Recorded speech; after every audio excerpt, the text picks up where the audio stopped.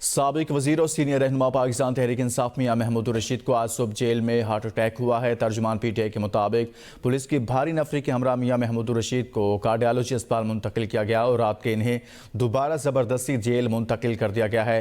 ڈاکٹروں نے میاں محمود الرشید کو اسپتال میں ہی رکھنے کی تجویز دی تھی۔ میاں محمود الرشید کو ہارٹ اٹیک ہوا ہے، اسی بارے میں تفصیلات جانتے ہیں بیورو چیف لاہور عمر دراز گوندل سے۔ جی عمر دراز، بتائیے گا اس حوالے سے۔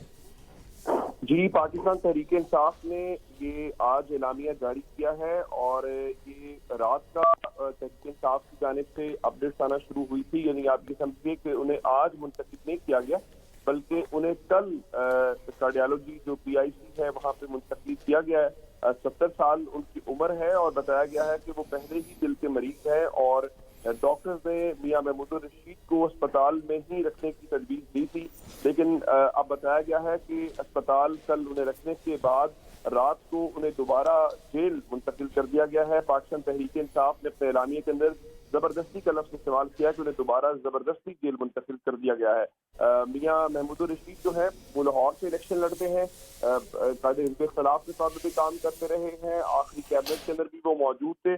تو پاکستان تحریک انصاف کے مطابق وہ 76 دن سے پابند سلاسل ہیں، تو ان کو پہلے پی آئی سی لایا گیا، پی آئی سی بھاری نفری کے ہمراہ، جس کے بعد ان کو دوبارہ اب جیل منتقل کر دیا گیا ہے۔ بہت شکریہ بیورو چیف لاہور عمر دراز گوندل، اس حوالے سے تفصیلاً بتا رہے تھے۔